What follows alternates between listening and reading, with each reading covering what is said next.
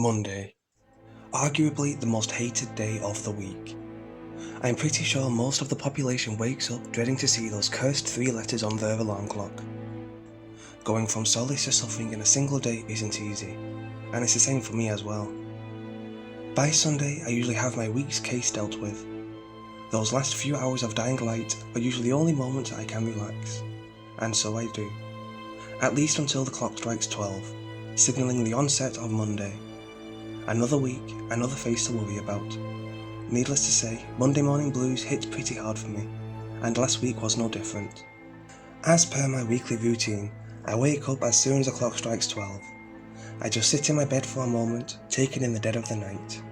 As I slowly come to the realization that a new week has started, I immediately head downstairs to fetch my Remington 870 from the gun locker. That sweet beauty has saved my ass on countless occasions. I grab the gun and a cup of coffee and head to the living room, or whatever was left of it in this decrepit establishment. I sit myself down on the office chair in the corner and wait. Wait for this week's assassin. Last week's bastard was a tricky one nonetheless. I plopped down on my seat in anticipation for something to go bump in the night. 7 hours passed by. Nothing happened. Just the sound of the crickets chirping and an occasional hoot of an owl. Soon after, an iridescent shade of yellow pierced through the windows as the sun rose from its 12-hour slumber. Great, I thought. Another straggler. I stayed inside for the day. I was in no shortage of supplies, and going out would probably risk another walk-in with my pursuer. The day goes by with nothing eventful aside from a cat leaping onto the broken front porch. The shadows started creeping in as night began. Once again, I braced myself for an all-out assault, but nothing happened. No window breaks, no gunshots, not even the rustling of leaves from my backyard. Even the next day, I wasn't attacked. The day went by almost as uneventful as the last. The night went by without a hitch, and Wednesday morning was on me. I decided to head out for once. Grabbing my hoodie and face mask, I made my way to a nearby park. It was around a mile away from my living quarters. As I neared the tree line that led to the park, I felt like I was being watched.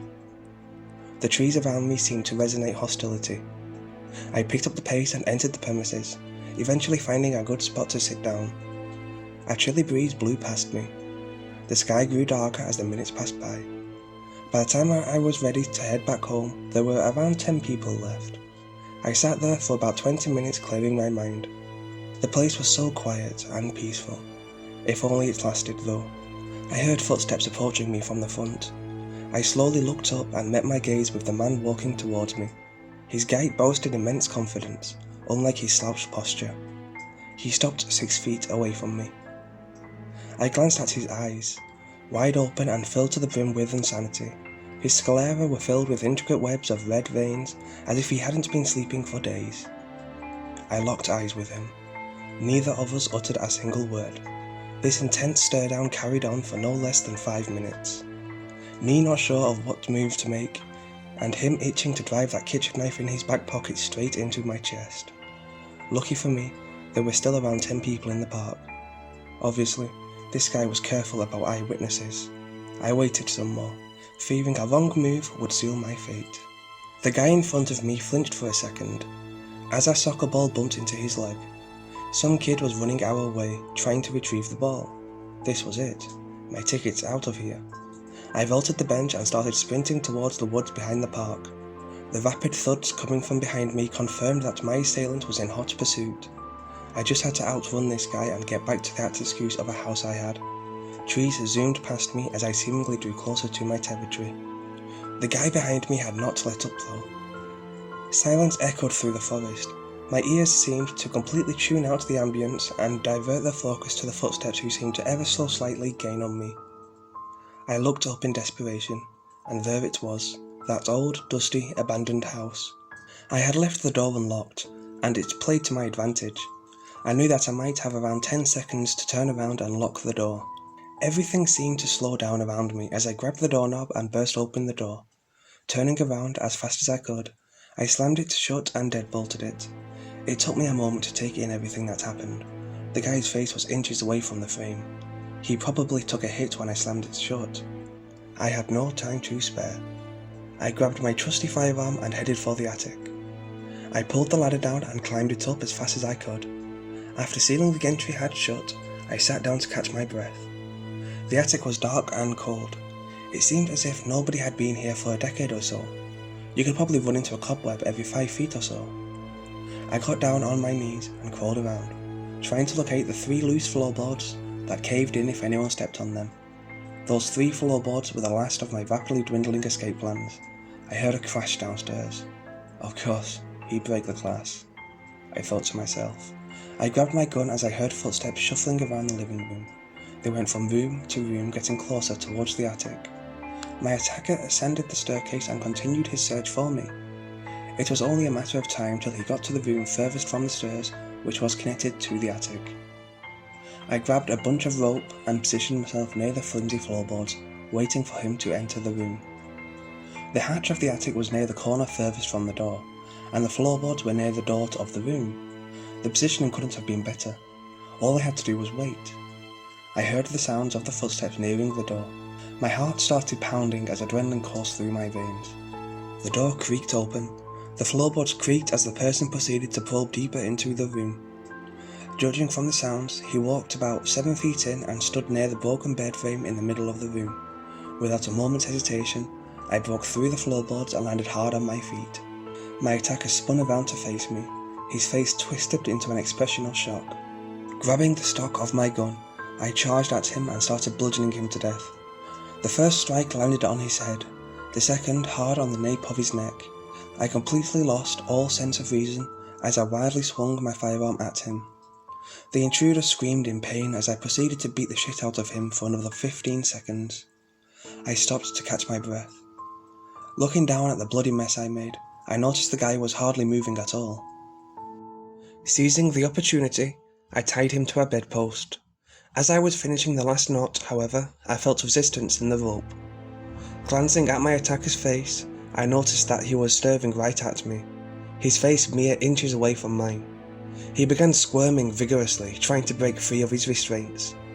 He began growling like a rabid dog as he tried to bite the rope. I took a few steps back and kept a close eye on him. His body spasmed violently. His maniacal growls intensified as well. I heard a loud snap as the guy's right arm flailed loosely to his side. He broke his arm to free himself. When he realised it wasn't enough to break free, he twisted his torso and began biting at his broken arm. Judging by just how much he twisted himself, I'm pretty sure he broke a few ribs as well. The broken bones of his right arm began jutting out in a gory display of red. I took a closer look at this guy's face. Tears were rolling down his cheeks as he continued to mindlessly bite his arm off. Another snap of a bone broke me out of my trance. I took a step closer and pointed my gun at him. An unfortunate soul who was a passenger in his own body, one who had no jurisdiction over the reins, yet had complete authority over the pain.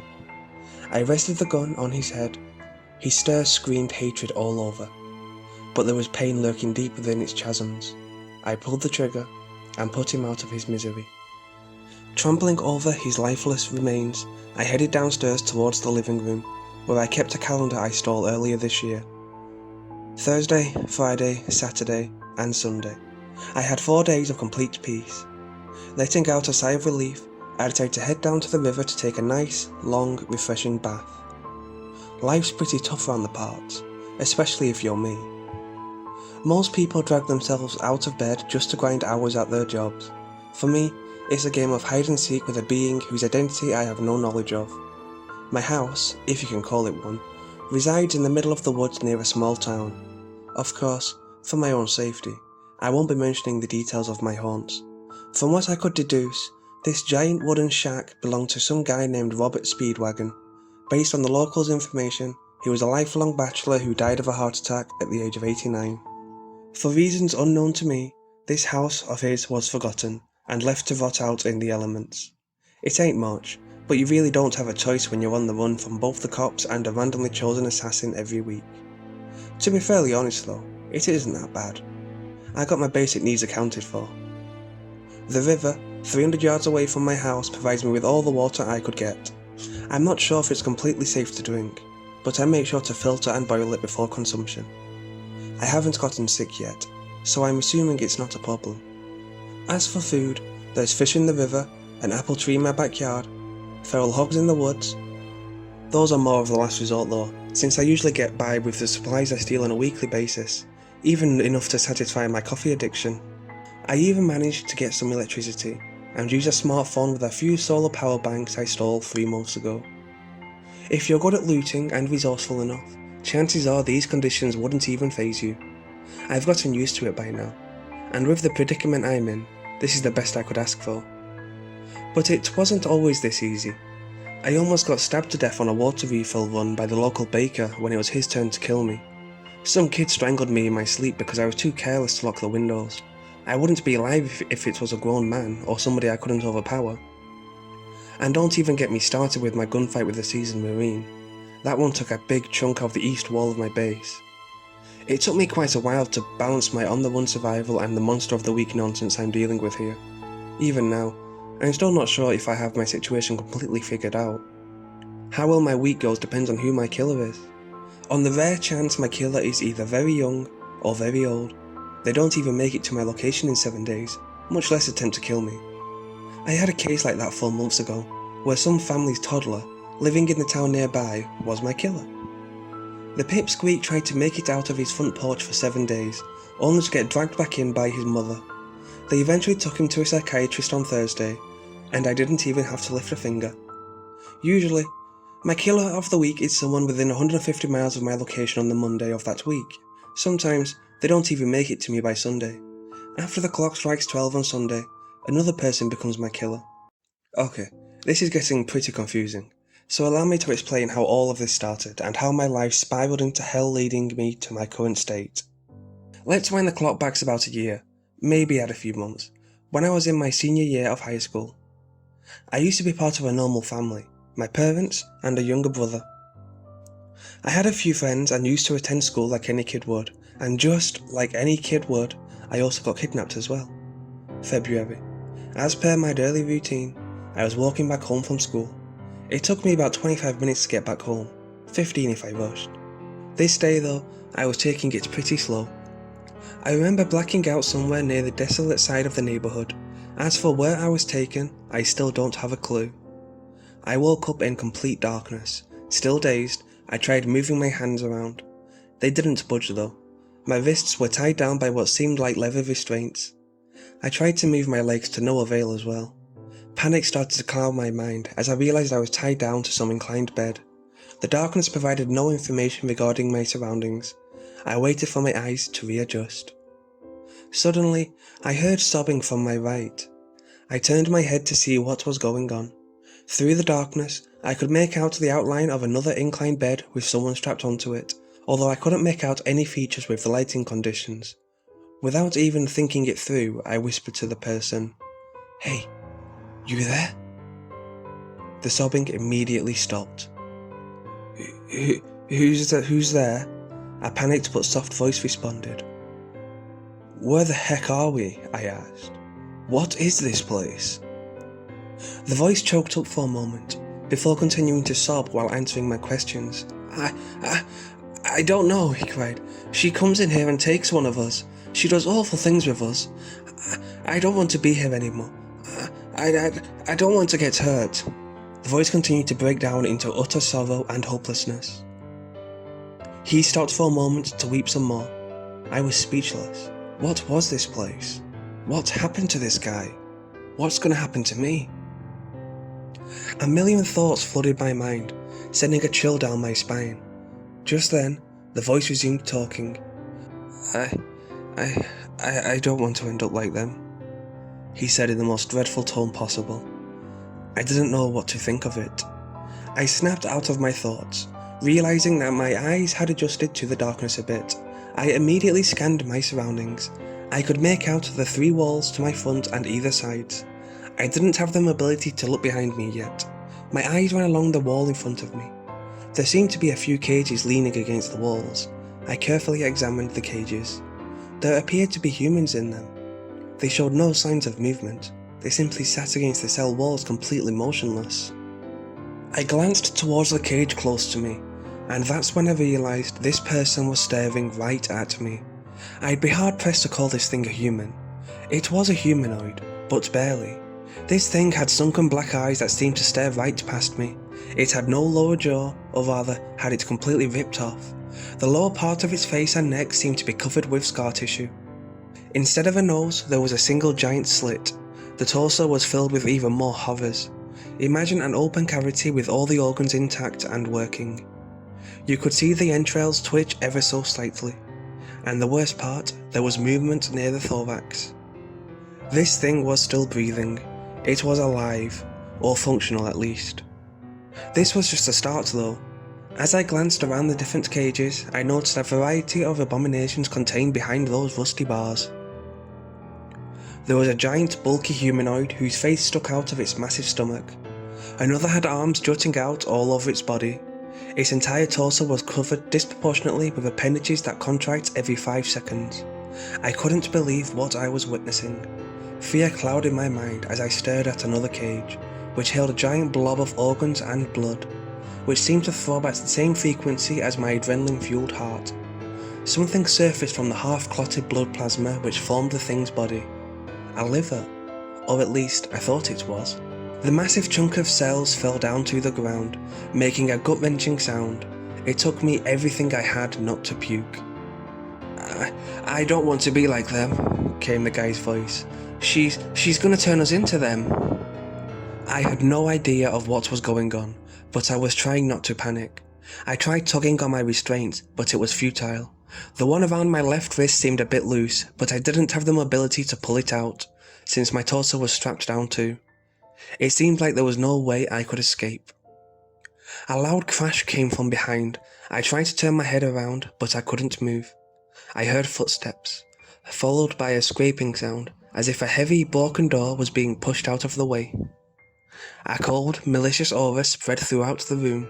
The guy beside me had completely stopped whining, and the deformed humanoid in front of me had gone silent. I froze up. Oblivious to what was coming for me, I stayed in place and closed my eyes. The footsteps came closer to my bed and stopped.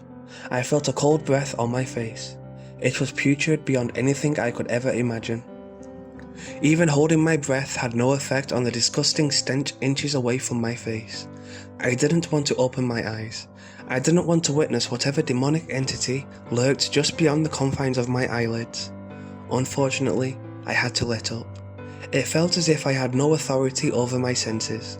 I was forced to embrace the sight before me, and nothing could have prepared me for it.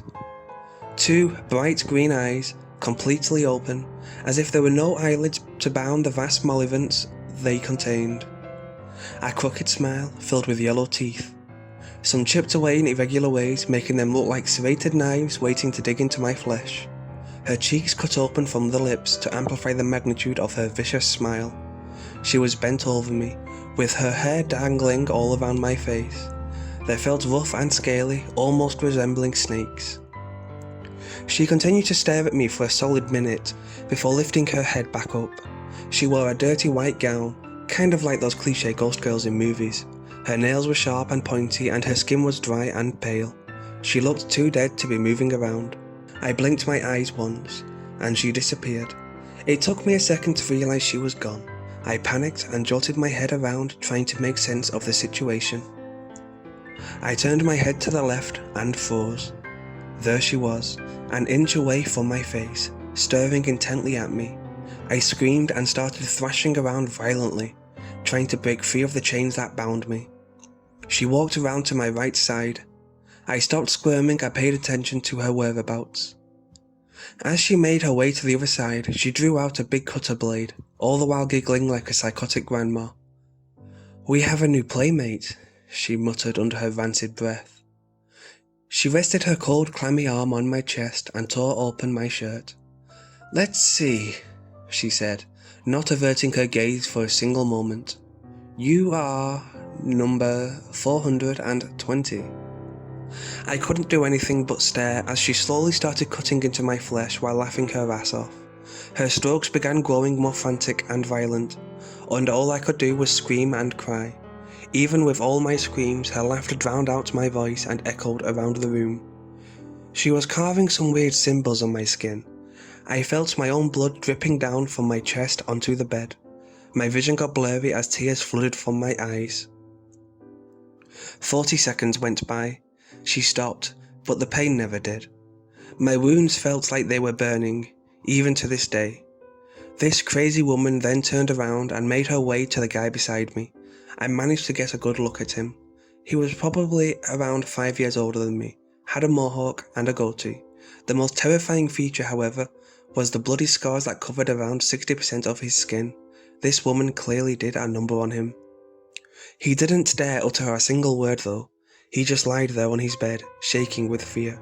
His body vibrated so intensely I almost felt it 15 feet away. "Today's your lucky day," she said with a smile. "No," the guy pleaded. No, please." The woman took off all of his restraints, except for his left leg. The guy immediately tried to get up and run, but was unable to break free from that last leather belt on his leg. The woman then pulled out a giant saw and laughed. The guy started crying again. Using both hands, she hacked at the guy's leg, severing it at the knee. The guy screamed in agony, probably even damaged his vocal cords in doing so. The woman then pulled out a big metal stake, which was attached to a chain, and rammed it into the guy's left thigh. She let it drop to the floor and grabbed the chains. I couldn't look at the guy. He was pleading to me for help. She dragged his ass across the floor and out of sight.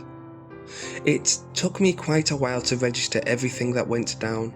From what I saw, it was clear I wasn't staying alive if I stuck around.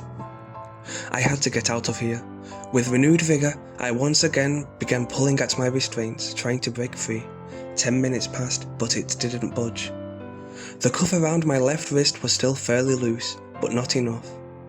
I couldn't quite move my body enough to pull it out of there. Just then, a crazy thought broke into my mind. What if I broke it? What if I somehow dislocated my wrist to break free? I contemplated over the thought for a second, imagining how the scenario would play out. However, immense dread swept over me. I didn't have the guts to break my own wrist, much less bear with the pain that followed. A scream broke through the dead silence of the room. It was from the guy tied beside me. They were coming from somewhere above and behind me.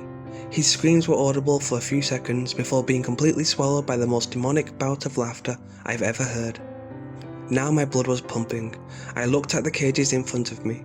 The malformed creatures had grown a bit more active. I took one last look at the cages and noticed something. 2 of them were completely empty. Within each of their confines lay a giant sign made out of cardboard, upon which a single word was carved: reserved. That was all it took to sell me on the idea. I looked at my left wrist. It was still firm from the anticipation. For the next 5 minutes I stared at it hard, building up the courage to set my plan into action. Snap. That was all I heard. Dead silence followed soon after. A few seconds went by, then nothing. Then a colossal wave of anguish jolted past my arm and resonated all over my body. It was unbearable. I lied there completely motionless, trying to keep it all in. I couldn't let up now.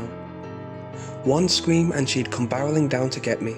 Even with the immense pain, I finally found just the right angle to slip my right hand through. My hand ached from being forced through, but it was a walk in the park compared to my left side. With my right hand free, I got to work, taking off each and every one of my restraints. It did take a while, but I was on my feet and ready to scram. Bracing my left hand, which now dangled loosely from my side, I took off. There was a giant door at the back of the room, right behind my bed. This was probably the one she used, because it was wide open. Great. One major obstacle cleared. I quietly ascended the stairs onto the upper level. From the looks of it, I was in the basement of some abandoned psych ward or something. There were offices, operation theatres, and rooms entirely filled with beds. I was somewhere in the middle of this giant complex. The hall to my left led to the front entrance. I could head for that, or find a broken window to jump out of. A high-pitched scream broke the silence. I heard someone thrashing around from the basement I came out of. "Where did you go?" I heard a familiar voice scream. She yelled out a few more times, throwing a tantrum. A chill ran down my spine when I heard rapid footsteps ascending the stairs behind me. Without thinking, I ran up the stairs to the second floor. Her frantic footsteps trailed close behind. As I got onto the next level, I immediately ran down one of the hallways towards the right side of the complex, far away from my destination. I turned into one of the rooms and hid behind a desk. She wasn't far behind. I heard her footsteps 20 seconds after I jumped into the room. I held my breath and waited. My wrist was throbbing like crazy.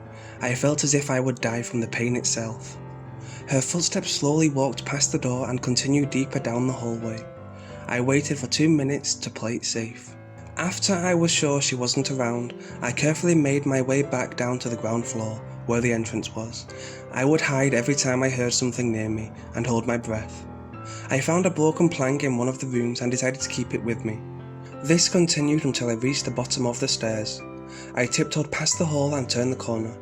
What I was met with almost made me gasp. It was her. She just stood there in the hallway, her back facing me. I didn't know what to do. My mind went completely blank out of sheer terror. My body had other plans though. As if on autopilot, I ran towards her and caught her completely off guard. Like a feral beast, I got on top of her and started beating the living crap out of her. I didn't hesitate, even for a moment. Before I even knew it, she was on the ground, completely limp. I didn't bother with her for even a moment. I turned tail and ran for the exit. Before I could make it 5 feet away from her, I felt something pierce through my leg. I fell hard on the ground, and to my unfortunate, used my left hand to break my fall. I was past my point of tolerance. I began to cry. The pain in my leg was just as bad. I felt a tug on my leg, which further raised the pain. This woman, she was dragging me towards her.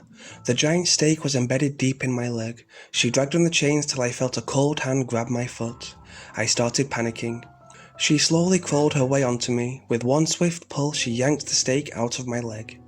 My screams only grew louder, to the point where even my throat was burning. She grabbed the stake and lodged it into my chest. I couldn't react at all. My mind was far too gone at this point. "I won't let you run away," she screamed. "No matter where you go, I will hunt you down." She pulled the stake out and blood gushed out of my body. I glanced up at her wretched face. She raised her hand to her face and pulled out one of her eyeballs. She flinched momentarily, then proceeded to shove the organ deep within the hole in my chest. I was close to blacking out by now. I felt my sanity completely slipping. Before I passed out, I heard her chant a peculiar phrase, in a language completely unbeknown to me. I don't know where they found me, or even how they found me. Apparently I had been missing for 3 days. The doctors patched up my arm and leg, which surprisingly healed within a month. Later on, I got discharged from the hospital and returned home, and I lived a happy life with my family. For a month and a half at least. I was returning from a friend's house one day. It wasn't really dark out, so I wasn't really concerned. About a block away from my house, that's where I met him. A man. He just stood there, staring at me. Of course, my first thought was to scram back to my house and call the cops, but something froze me in place. His eyes, red veins dominated his sclera, and those green irids glistened under the streetlight. They radiated the same insanity I saw in her. It took me a while to get back to my senses and hightail it out of there. I told my parents, and they called the cops. Nothing came of it, however. The man was never found. At least until Friday. My parents drove off to run a few errands. That's when the bastard chose to strike. If it wasn't for my father's Remington, I'd have been dead. The next week came by. Albeit a bit shaken, I decided to carry on with life. On that week's Tuesday, the nurse tried to stab me on my checkup at the hospital. She was detained by the cops, so the rest of my week was relatively smooth. The third week was some stoner from the town over, who was taken to the station on the Saturday of that week. I honestly could have lived with myself, at least till the fourth week. I was under the sheets on Sunday night when I heard a sound. The clock struck 12, Monday had officially begun. I slowly peeked behind the covers, only to come face to face with a dark figure looming over me. It was my brother. His eyes filled with that same malice. Seeing those eyes is one thing, seeing them on your brother's face was another. That night, something died within me. That week was the only week she managed to destroy who I was. I don't remember what happened next. It was all a blur. What I do remember clearly is sitting in a pool of his blood. His skull almost completely shattered open. My mum and dad rushed into the room, only to witness a mere husk of their son sitting upon his brother's mangled remains. What lies within this empty body is something even I can't fathom. All I know is that week, the witch had won. Possessed or not, no person can stay sane after busting open their sibling's skull, and I know for sure I died as a person that day. I ran away. I could never see that place with the same eyes again. I scrammed into the woods and skipped town. With each week, she possessed a different body, just to witness my death. She's prowled the lands in search of her prey, treading along with a new pair of boots every week. The eye she placed within me is her beacon, which leads her straight to me. I don't know how to stop this, but I wish to finish her off, once and for all. She destroyed the human within me, and I can't rest till I've purged those who I've killed of her demonic clutches. Until I find a way, however, I guess I'll be getting my hands dirty over and over again. I pray that no one has to witness the death of their own humanity right before their eyes. The clock just struck 12. Damn. Well, guess I'll go retrieve the shotgun. Monday's here. Another week, another kill.